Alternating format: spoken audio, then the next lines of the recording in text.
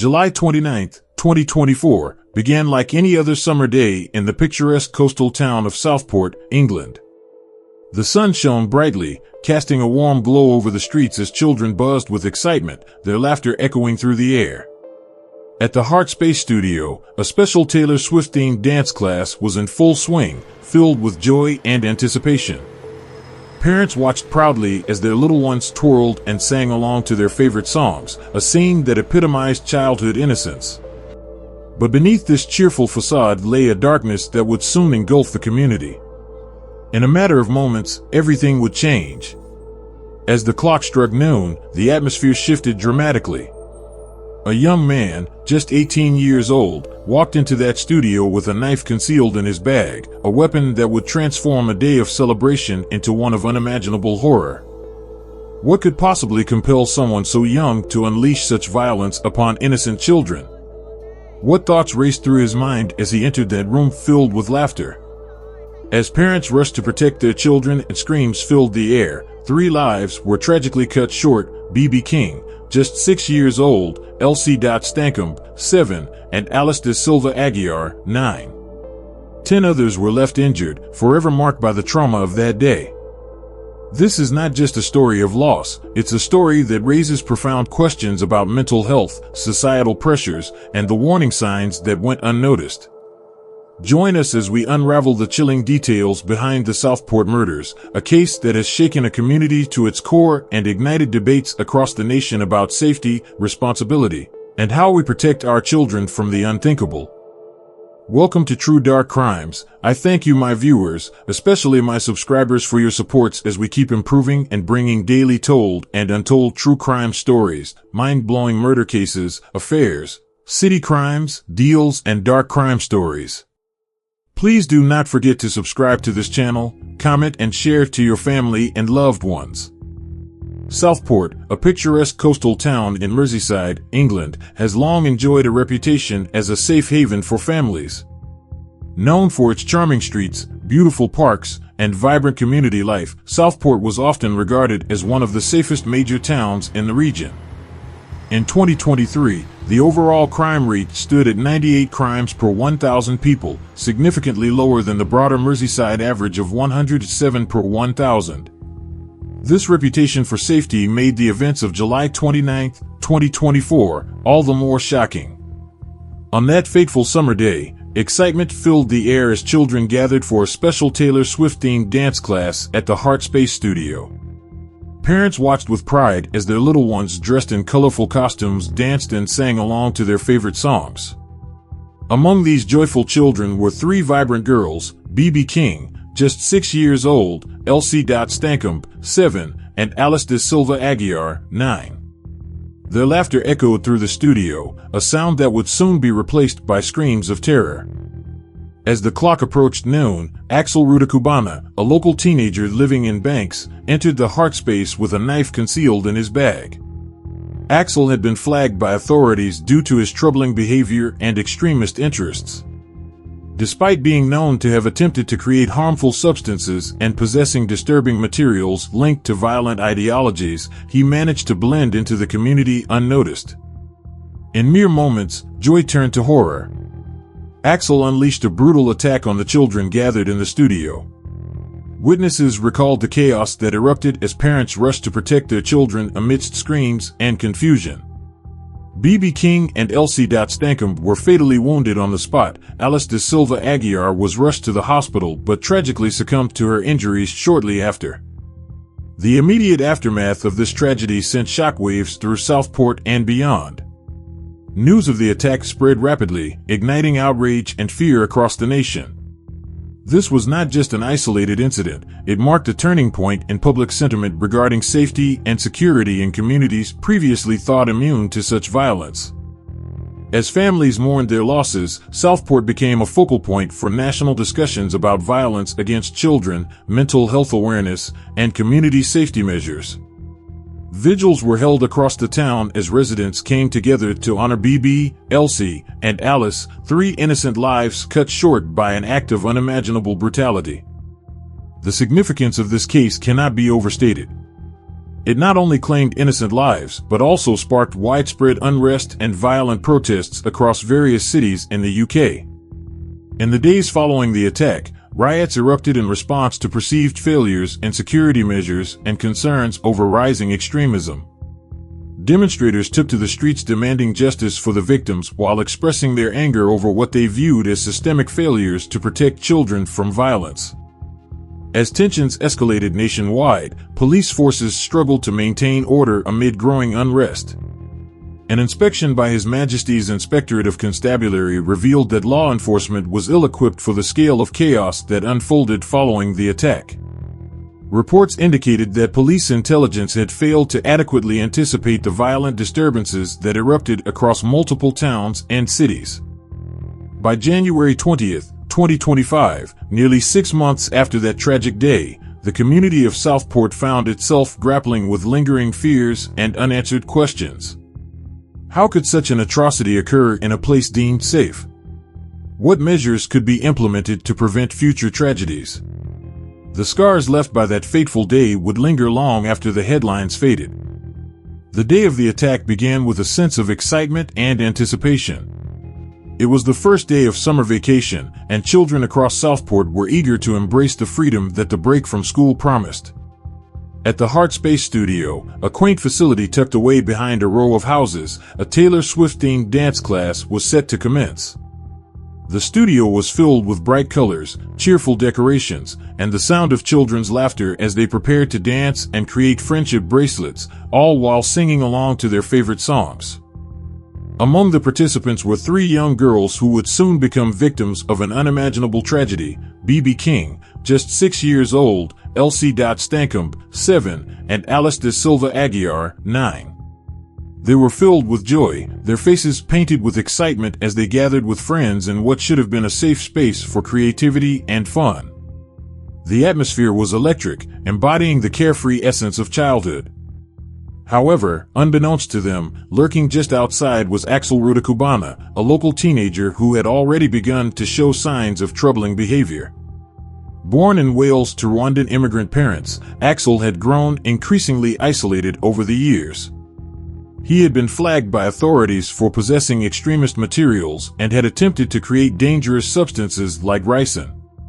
Despite these warning signs, he managed to slip through the cracks of the system, unnoticed by those around him. As the dance class progressed, Axel entered the heart space armed with a knife. Witnesses later recounted how he walked in calmly, blending into the joyful chaos before suddenly unleashing his fury. In a matter of seconds, laughter turned into screams as he began his assault on the innocent children. The scene transformed into one of horror as Axel targeted Bebe, Elsie, and Alice without hesitation. The attack was swift and brutal. Bebe King and Elsie Dot Stancombe were fatally stabbed almost immediately, their small bodies crumpled to the ground as chaos erupted around them. Alice da Silva Aguiar suffered severe injuries and was rushed to the hospital but tragically succumbed to her wounds the following day. In total, 10 others were injured during this horrific rampage, 8 children aged between 7 and 13, along with Leanne Lucas, the dance instructor who bravely attempted to intervene, and Jonathan Hayes, a businessman from a neighboring establishment who tried to help. The immediate aftermath was chaotic. Parents who had been watching from outside rushed into the studio in desperation as they tried to locate their children amidst the pandemonium. Emergency services arrived on the scene within minutes, but were met with a scene that no one could have prepared for, a place meant for joy now stained with blood and fear. In those critical moments following the attack, Southport's community was thrown into turmoil. As news spread about what had happened at the Heart Space, shockwaves reverberated throughout the town and beyond. Local law enforcement quickly apprehended Axel Rudakubana at the scene. However, questions began to arise about how someone so troubled could have carried out such an act in a community known for its safety. The police response was swift yet overwhelmed by the sheer scale of emotional devastation. Officers worked tirelessly to secure the area while also tending to distraught parents searching for their children. As details emerged about Axel's background, his previous warnings from authorities, and his possession of extremist materials, the community's shock turned into anger and fear. In the days that followed, Southport grappled with its new reality, a town forever changed by an act of violence that seemed unfathomable in a place where safety had always been taken for granted. Vigils were held in memory of Bebe, Elsie, and Alice as residents came together to mourn their loss while demanding answers about how this tragedy could have been prevented. As investigators delved deeper into Axel's life leading up to that fateful day, they uncovered disturbing evidence that painted a troubling picture of his mental state. Authorities discovered documents related to biological weapons and extremist ideologies in his home, materials that raised further concerns about his intentions but did not definitively classify his actions as terrorism. The implications of this attack extended far beyond Southport itself. It ignited nationwide discussions about mental health awareness and community safety measures designed to protect children from violence. As families mourned their losses and sought justice for Bebe, Elsie, and Alice, Southport found itself at the center of a national conversation about how society can better safeguard its most vulnerable members. As the trial of Axel Rudakubana began on January 20, 2025, the nation held its breath. What motivated a seemingly ordinary teenager to commit such an extraordinary act of violence? Questions swirled around his state of mind. Was it a culmination of years of isolation, a cry for help that went unheard, or something far more sinister? His actions on that fateful day would not only claim the lives of 3 innocent girls, but would also leave an indelible mark on Southport and the entire country. In the days leading up to the trial, families of the victims began to share their heart-wrenching stories. The parents of Alice da Silva Aguiar described their daughter as a perfect dream child. Her father, Sergio, recalled how Alice had eagerly anticipated the Taylor Swift-themed dance class. She was so excited that morning, he said, his voice breaking with emotion. She loved dancing and had such a kind heart. We could never have imagined that day would end in tragedy. Alice was remembered as a peacemaker, someone who brought joy and light into every room she entered. Bebe King's family painted a picture of a vibrant girl whose kindness radiated throughout the Churchtown community. Her head teacher, Jenny Payne, spoke fondly of Bebe's infectious spirit. She was a bright light in our school, a girl who brought joy to everyone around her. Bebe's family shared their grief in a poignant tribute, expressing how her laughter would forever echo in their hearts. 7-year-old Elsie Dot Stancombe was described by her great-aunt as lovely, sweet, and gentle. Jean Stevenson recalled how Elsie had a unique ability to connect with others. She had this way about her that made everyone feel special, she said. The loss felt by these families was immense, their lives irrevocably altered by a single act of violence. As the courtroom proceedings unfolded, the emotional weight became palpable. Axel Rudakubana sat quietly in his seat, seemingly detached from the gravity of his actions. The prosecution painted a picture of a meticulously planned rampage, a young man obsessed with violence who had shown no sign of remorse. Evidence presented during the trial revealed disturbing details about his life leading up to the attack. Authorities discovered documents related to biological weapons and extremist ideologies in his possession, materials that raised further concerns about his intentions. Dramatic pauses punctuated the testimonies as jurors absorbed the heart-wrenching accounts from families and witnesses alike. One particularly chilling moment came when police officers recounted their initial response to the Hart Space Studio after the attack. When we arrived at the scene, one officer testified, it was chaos. Parents were screaming for their children, some were crying on the floor. It was unlike anything I had ever witnessed. The emotional toll on survivors was equally profound. Leanne Lucas, the dance instructor who attempted to shield her students during the attack, spoke about her ongoing struggle with trauma. I can still hear their screams, she said tearfully. I wish I could have done more to protect them. Her bravery in those harrowing moments would be honored by many in Southport. As Axel's trial continued, it became evident that this case would resonate far beyond Southport. The community remained on edge as they awaited justice for Bebe, Elsie, and Alice while grappling with their own feelings of fear and vulnerability. Would this be another instance where warning signs were ignored? How could someone so troubled slip through the cracks? The significance of this case extended into national conversations about mental health awareness and community safety measures designed to protect children from violence.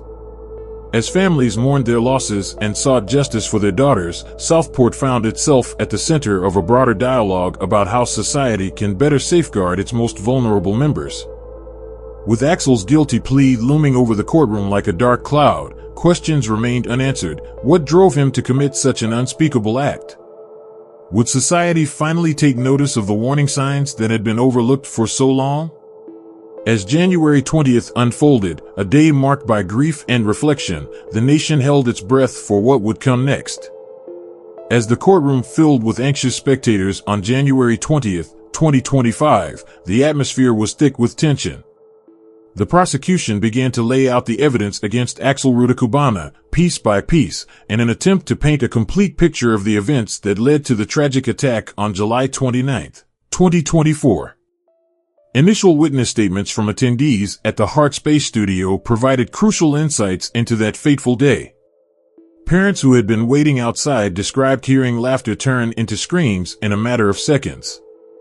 One mother recounted how she had just stepped out to grab a coffee when she heard the commotion.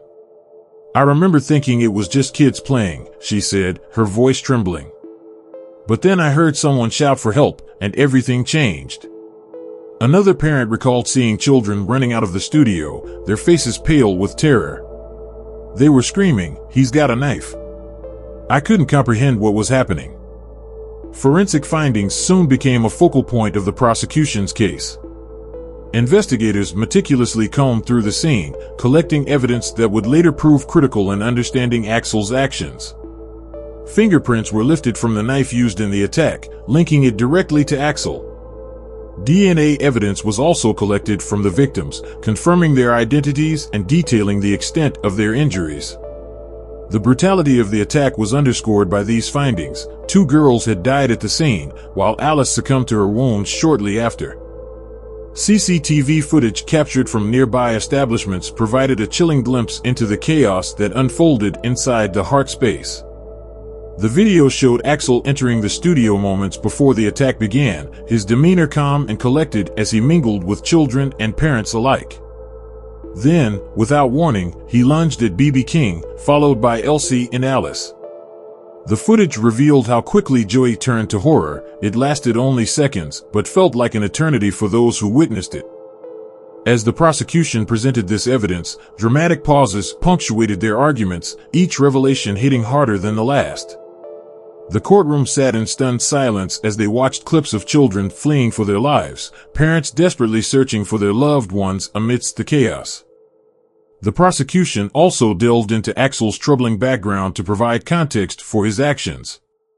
They revealed that he had been diagnosed with autism spectrum disorder and had exhibited signs of social withdrawal and violent tendencies prior to the attack. Neighbors described him as quiet, but noted that he had become increasingly isolated over time. His family had moved to Banks from Wales about 10 years earlier, seeking a fresh start in what they believed would be a peaceful environment. In a shocking twist during proceedings, investigators disclosed that they had discovered disturbing materials in Axel's possession, documents related to biological weapons and extremist ideologies.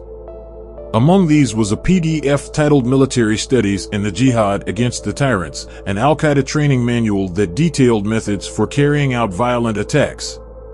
This revelation sent ripples through the courtroom. How could someone so young harbor such dark intentions? As more evidence came to light, questions about Axel's motives loomed larger than ever. Was this simply an act of violence born from personal demons, or something more calculated? The prosecution argued that his actions were part of a meticulously planned rampage, fueled by a sickening and sustained interest in death and violence.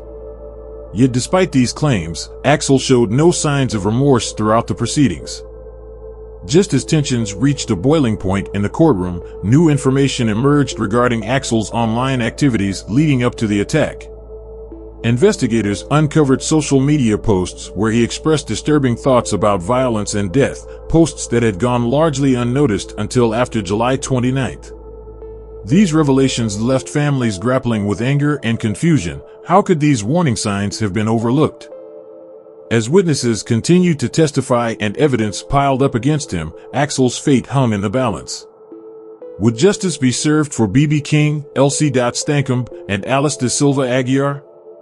Or would this tragedy serve as yet another reminder of society's failure to protect its most vulnerable members?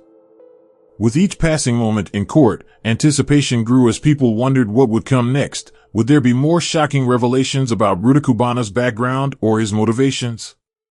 As January 20th unfolded, a day marked by grief and reflection, the nation held its breath for what would come next. As the trial of Axel Rudakubana unfolded, unexpected turns in his history began to emerge, painting a complex portrait of a young man whose life had been marked by troubling behavior long before the tragic events of July 29, 2024. The prosecution's case revealed that Axel had been referred to the government's counterterrorism prevent program multiple times prior to the attack. This program aims to identify individuals at risk of radicalization and intervene before they can commit acts of violence. Yet, despite these referrals, authorities failed to categorize his actions as terrorism-related. Axel's fascination with violence was alarming. Reports indicated that he had shown an unusual interest in despotic figures throughout history, including Adolf Hitler and Genghis Khan. Classmates recalled his volatile temperament during his time at Range High School in Formby, where he began exhibiting aggressive behavior during Year 9.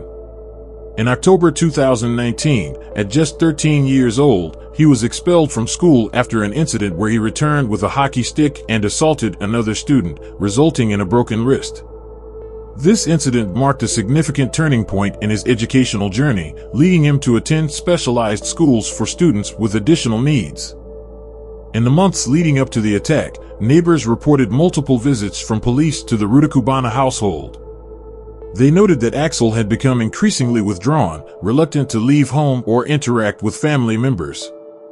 His mental health struggles were compounded by a diagnosis of autism spectrum disorder, which further complicated his ability to connect with others and navigate social situations. On the day of the stabbings, a doorbell camera captured Axel pacing outside his home before taking a taxi to the Heart Space studio. This footage would later serve as a chilling reminder of the moments leading up to the attack, a young man filled with turmoil and rage, preparing to unleash violence on innocent children. As investigators pieced together Axel's background, they uncovered disturbing evidence that suggested a deeper motive behind his actions. While law enforcement initially dismissed the case as non-terror-related due to Axel's lack of adherence to any specific ideology or group, they could not ignore the implications of his violent interests and behaviors. The Crown Prosecution Service characterized him as a young man with a disturbing and prolonged interest in death and violence, noting his lack of remorse for his actions. In a surprising twist during the trial proceedings, Axel changed his plea from not guilty to guilty on the first day of trial. This sudden admission left many in the courtroom stunned. It was as if he had finally acknowledged the gravity of what he had done. The implications of this change were profound. By pleading guilty, he not only took responsibility for the murders of Bebe King, Elsie Dot Stancombe, and Alice da Silva Aguiar, but also acknowledged his attempts to murder 8 other children and 2 adults. The courtroom buzzed with speculation about why he made this decision. Was it an attempt to mitigate his sentence? Or perhaps a moment of clarity amid the chaos? As families of the victims sat in silence, grappling with their grief and anger, they were left wondering if justice would truly be served. The prosecution laid out their case methodically, detailing each charge against him: 3 counts of murder, 10 counts of attempted murder, creating a biological toxin known as ricin, and possessing an Al-Qaeda training manual. The weight of these allegations hung heavily in the air as jurors listened intently. As January 20th unfolded, a day marked by both sorrow and anticipation, the nation held its breath for what would come next. Would Axel receive a life sentence for his heinous crimes? Or would the complexities of his mental health struggles lead to a different outcome? The courtroom was filled with tension as everyone awaited the judge's decision, a decision that would not only impact Axel's life but also resonate deeply within Southport and beyond. As the clock struck 4 p.m. on January 20th, 2025, the courtroom was filled with an air of palpable tension. Axel Rudakubana, now 18 years old, had just pleaded guilty to the murders of 3 innocent girls, Bebe King, 6, Elsie Dot Stancombe, 7, and Alice da Silva Aguiar, 9, during a Taylor Swift-themed dance class at the Heart Space Studio in Southport. This moment marked a significant turning point in a case that had captivated the nation and sparked widespread outrage. The prosecution had meticulously linked evidence to Axel throughout the trial.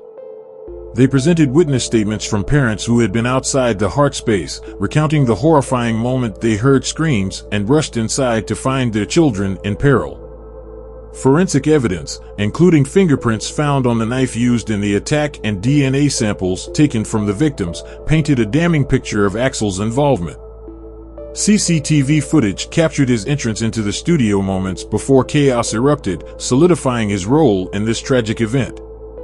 In addition to the murder charges, Axel faced 10 counts of attempted murder for injuring 8 other children and 2 adults during his rampage. He was also charged with producing ricin, a deadly toxin, and possessing an Al-Qaeda training manual that raised serious questions about his motivations and mental state. The presence of such materials in his home suggested a disturbing fascination with violence that could not be ignored. As Axel's guilty plea echoed through the courtroom, families of the victims were left grappling with mixed emotions. While there was a sense of relief that justice was being served, it did little to ease their grief. The loss of Bebe, Elsie, and Alice would forever haunt their families, leaving them to navigate a world without their beloved daughters. However, lingering questions remained unanswered. What truly motivated Axel Rudakubana? Was it simply a manifestation of his mental health struggles, or was there something more sinister at play? Despite his admission of guilt, many were left wondering if this tragic event could have been prevented. Could earlier interventions by authorities have altered the course of his life? Had warning signs been overlooked? The community of Southport was left reeling from these questions as they sought closure in a case that had shaken their sense of safety to its core. Vigils continued to be held in memory of Bebe, Elsie, and Alice, each one a reminder of lives lost too soon and a call for greater awareness around mental health issues and community safety measures.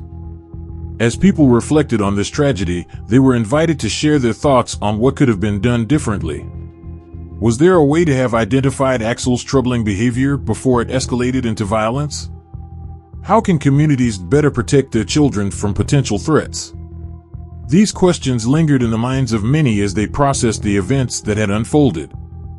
In the days following Axel's guilty plea, discussions surrounding mental health awareness intensified across the nation. Advocacy groups called for increased funding for mental health services and better training for educators and law enforcement on recognizing warning signs in at-risk individuals. The hope was that by addressing these issues head-on, society could prevent similar tragedies from occurring in the future. As January 20th drew to a close, Southport remained united in its grief, but also determined to honor the memories of Bebe King, Elsie Dot Stancombe, and Alice da Silva Aguiar by pushing for meaningful change. The resolution of this case marked not just an end, but also a beginning, a chance for communities to come together and ensure that no child would ever have to face such horror again. As we reflect on the harrowing events surrounding the Southport murders, we invite you to engage with this story on a deeper level. The tragic loss of Bebe King, Elsie Dot Stancombe, and Alice da Silva Aguiar has left an indelible mark on their families and the entire community. Their lives were cut short in a senseless act of violence that has raised critical questions about mental health, safety, and the protection of our children. What do you think drove Axel Rudakubana to commit such a heinous act? Was it a culmination of his troubled past, or was there something more sinister at play? As we seek to understand the motivations behind this tragedy, your thoughts and theories are invaluable. We encourage you to share your insights in the comments below. If you found this case as chilling and thought-provoking as we did, please take a moment to like this video and subscribe to our channel for more true crime documentaries that explore the complexities of human behavior and the impact of violence on communities. Together, let's honor the memories of Bebe, Elsie, and Alice by fostering conversations that could help prevent future tragedies. Your voice matters. Join the discussion and help us raise awareness about the importance of mental health support and community vigilance. Thank you for watching, and stay tuned for our next episode, where we will delve into another gripping true crime story that challenges our understanding of justice and humanity.